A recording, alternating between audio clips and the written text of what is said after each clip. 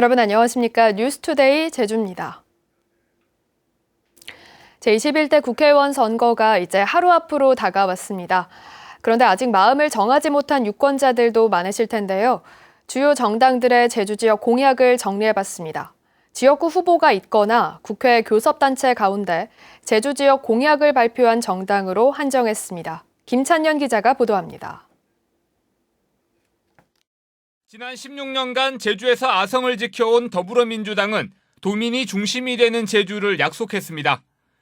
기초자치단체 도입을 통한 제주형 분권 모델의 완성, 제주 1차 산업 소득 안정을 위한 식재료 유통센터 건립과 전자 입찰 제도 추진, 신항만 물류 인프라 구축을 약속했습니다.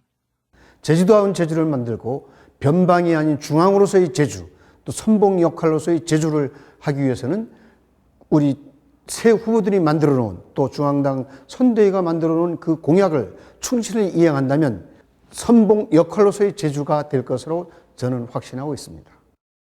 이번에야말로 반드시 탈환하겠다는 미래통합당은 갈등 해결과 경제 활성화에 방점을 찍었습니다.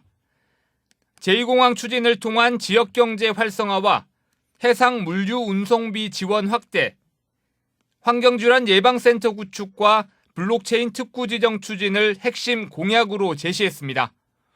제2공항을 조속히 추진함으로써 우리 경제, 제주도 경제를 살릴 수 있습니다. 우리 미래통합당 국회의원 후보들만이 그 일을 감당할 수 있는 능력을 보유하고 있다고 저는 판단하고 있습니다. 민생당은 제2공항 건설을 결정짓는 주민투표 실시, 농가 재정 지원과 농산물 해상 운송비 지원 등을 약속했고, 정의당은 제2공항 건설 반대와 골목경제 활성화를 위한 지역화폐 도입, 어린이 병원비 100만 원 상한제 도입을, 민중당은 제주도 개발특별법 폐지와 남북 교류협력 사업 추진, 제주 고용노동지청 신설 등을 약속했습니다. MBC 뉴스 김찬는입니다.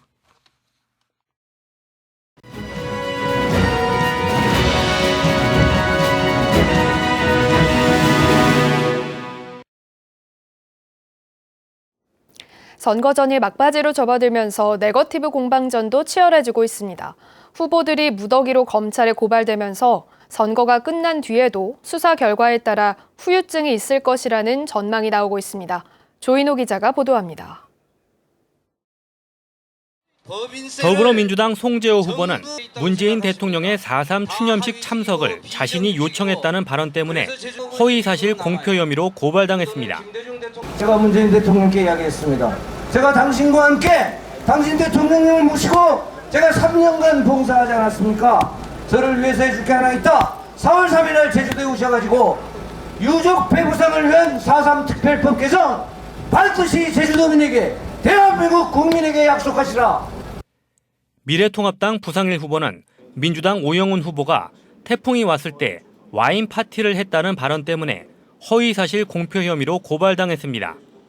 제주도에 내려오자마자 간 것이 당에서 운영하는 무슨 프로그램에 참여하러 갔다는 거예요. 그리고 난 다음에 와인을 마시러 갔다고 합니다. 민주당 위성권 후보는 4.3 특별법을 미래통합당이 반대해서 개정하지 못했다는 발언과 의정보고서의 엽적이 과장됐다는 논란으로, 오영훈 후보는 석사학위 논문을 표절하지 않았다는 발언 때문에 허위사실 공표 혐의로 고발당했습니다.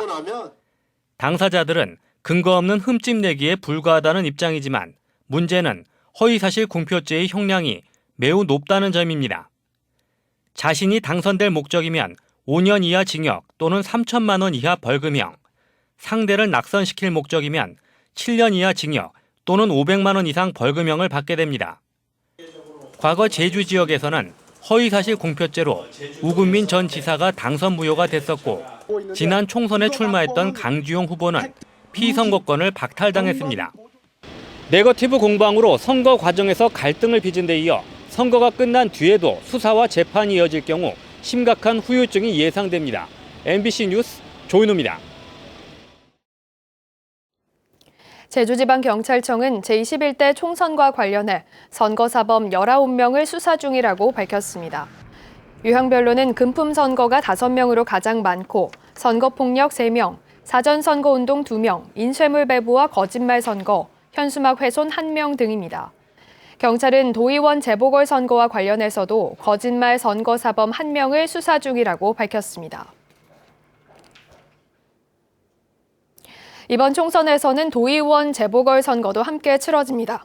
제주는 3개 선거구에서 모두 7명의 후보가 나서고 있는데 지역 현안을 해결할 적임자가 자신이라며 막판 표심 잡기에 사활을 다하고 있습니다. 김항섭 기자의 보도입니다. 도의원 보궐선거가 치러지는 대정읍 선거구. 여당과 무소속 후보가 1대1로 맞붙었습니다. 더불어민주당 박정규 후보는 1차 산업 분야의 최대 현안인 농산물 해상 운송비 국비 지원과 제주형 어민수당 지원을 약속했습니다. 대정 지역은 마늘을 비롯한 감귤, 수산업이 차지하는 비중이 높습니다. 1차 산업이 활성화돼야 지역 경제가 살아나고 주민들의 삶이 질이 높아질 수 있습니다. 이에 맞서는 무소속 양병우 후보는 영어교육 도시내 국제학교 추가 유치와 하수 역류 사태를 막기 위한 대정 하수 처리장의 증설 등을 핵심 공약으로 제시했습니다. 하수처장 문제로 인해서 바다 오염이 많이 되고 있습니다. 이로 인해서 주민들이 삶의 질이 크게 떨어지고 있습니다. 이 부분을 제가 바다어장 공동 조사를 해서 서귀포시 동홍동 선거구는 3명의 후보가 출사표를 던졌습니다. 더불어민주당 김대진 후보는 시민문화체육복합센터 완공을, 미래통합당 오연승 후보는 헬스케어타운 사업 정상화를, 무소속 김도연 후보는 헬스케어타운과 연계한 지역주민 일자리 창출을 공약으로 제시했습니다. 서귀포시 대천동, 중문동, 예래동 선거구에는 2명의 후보가 나섰습니다. 더불어민주당 임정은 후보는 중문 5일장 주차타워 건립을, 무소속 고대지 후보는 제주형 농어민수당 지원조례 제정을 공약으로 내세웠습니다. 선거운동 기간이 막바지로 접어든 가운데 부동층의 표심이 누구로 향할지 후보들의 발걸음도 빨라지고 있습니다. MBC 뉴스 김항섭입니다.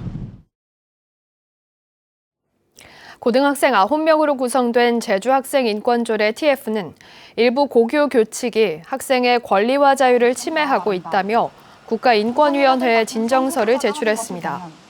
인권침해 교칙이 포함된 학교는 남영고와 대기고, 오현고와 제주제일고 등 모두 15개 학교인데 학생 인권침해 사례로 꼽힌 교칙은 모두 477개에 이르고 있습니다. TF는 인권위 진정을 통해 학교들의 인권 실태를 점검하고 인권 보장이 이뤄지는 교육 문화를 만들어달라고 호소했습니다. 코로나19 사태에 고용시장이 직격탄을 맞았습니다. 제주 지역 업체들의 신규 채용 계획이 급감했고 휴업업체가 눈덩이처럼 불어나면서 고용유지 지원금을 신청하는 것도 급증했습니다. 박주연 기자입니다. 취업을 준비 중인 고주연 씨는 요즘 애가 탑니다. 코로나19 사태에 공무원이며 공공기관 시험이 줄줄이 미뤄진 데다 일반 기업들의 채용 공고도 좀채 없기 때문입니다. 그 취업 사이트에 들어가 봤는데 이게 추가 공고도 안 나와 있고 해가지고 좀 애들도 그렇고 좀 막막한 사람들이 많아요. 그래서 이게 하반기까지 이어지지 않을까 해서 좀 많은 걱정을 하고 있습니다. 코로나19 사태가 장기화되면서 제주도 내 업체들의 채용 계획이 급감했습니다. 지난달 제주 지역 채용 공고 등록 건수는 1년 전보다 47.5% 감소한 상황. 전국 평균 감소폭 32.7%나 대구 지역 41.6%보다도 감소폭이 훨씬 컸습니다. 경영 악화로 휴업이나 휴직을 실시하는 업체도 700곳이 넘으면서 고용유지 지원금 신청자가 10,000명을 훌쩍 넘어섰습니다. 실제로 제주항공이 직원의 58%인 1,800명, 람정 제주개발이 직원의 70%를 휴직하도록 하는 등 코로나19로 인한 충격이 커지고 있습니다. 제주도는 고용유지 이행 상황 등을 점검한 후 사업주가 지급한 임금의 90%를 신속하게 집행할 예정입니다. 고용유지 지원금을 신속하게 처리하기 위해서 저희 그 신속처리 TF팀 인력을 보강을 했고 그 지원금을 통해서 사업주가 근로자와의 그 근로관계를 지속할 수 있도록 최선의 노력을 다하고 있습니다. 코로나19 사태에 경제 전반이 급격히 위축되면서 고용시장도 한파를 맞았습니다. MBC 뉴스 박주연입니다. 코로나19 사태로 어려움을 겪는 무급휴직자와 프리랜서를 위한 지역 고용 대응 특별 지원 신청이 늘어나고 있습니다. 제주도가 지난 9일부터 신청을 받은 결과 지금까지 1,200명이 신청했습니다. 지역 고용 대응 특별 지원은 2달 동안 최대 100만 원을 지원하는 것으로 제주도는 오는 22일까지 신청을 마감한 뒤 29일부터 지원금을 지급할 예정입니다.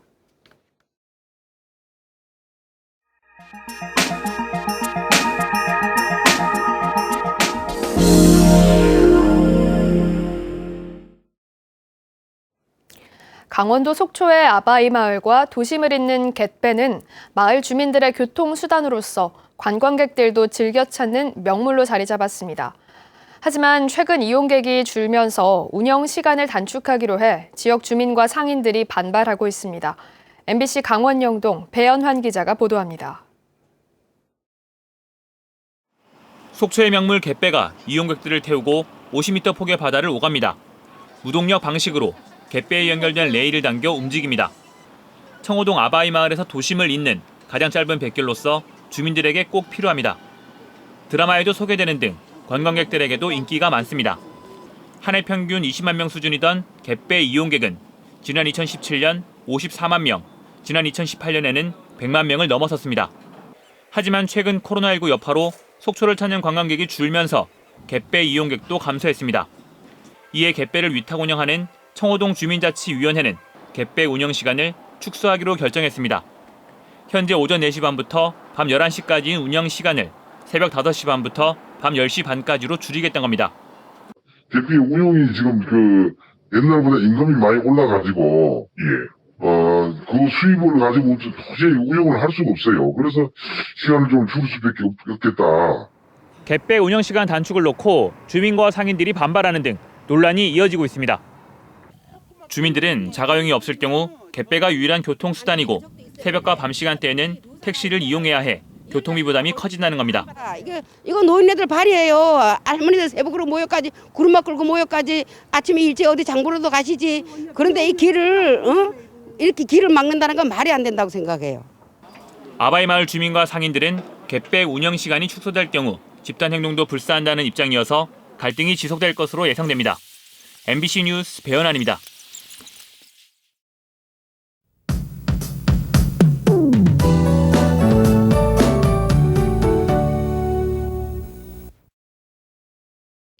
봄이 더 깊어가고 있습니다. 당분간 맑은 날씨 예상되는데요. 오늘 오후부터는 맑다가 하늘에 조금씩 구름이 끼겠습니다. 산지에는 기온이 영하로 떨어지는 곳이 있겠는데요. 도로가 많이 미끄럽겠습니다. 산간도로 이용하는 분들은 각별히 유의하셔야겠습니다. 오늘 어제보다 따뜻하겠습니다. 아침 출근길은 조금 쌀쌀하겠지만 낮 동안에는 기온이 오르면서 포근하겠는데요. 따스한 봄 햇살을 만끽하실 수 있겠습니다. 다만 일교차가 크게 벌어지는 만큼 외출하실 때는 입고 벗을 수 있는 겉옷을 꼭 챙기셔야겠고요. 미세먼지 농도는 보통 수준으로 대기질은 무난하겠습니다. 다음은 자세한 지역별 날씨입니다. 현재 기온 남부가 9도를 가리키고 있고 북부와 서부는 8도, 동부는 7도로 어제와 비슷하겠습니다. 낮 최고 기온은 남부와 동부가 18도까지 오르겠고요. 북부는 17도, 서부는 16도로 예상됩니다. 오늘 도서 지역은 맑은 날씨를 보이겠고 현재 기온은 11도 선에서 출발하고 있습니다. 모레까지 제주도 남쪽 먼바다를 중심으로는 바람이 강하게 불겠고요. 물결도 2에서 3m로 매우 높게 일겠습니다. 해상 안전사고에 유의하시기 바랍니다. 오늘 아침 제주공항은 맑은 가운데 항공편은 정상 운항되고 있습니다.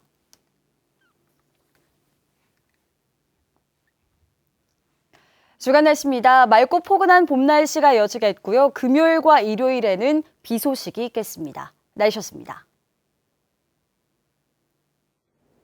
제주지방법원 최성문 판사는 제주 제2공항 기본계획 최종 보고회를 방해한 혐의로 기소된 53살 김모 씨에게 징역 1년에 집행유예 2년을 선고했습니다.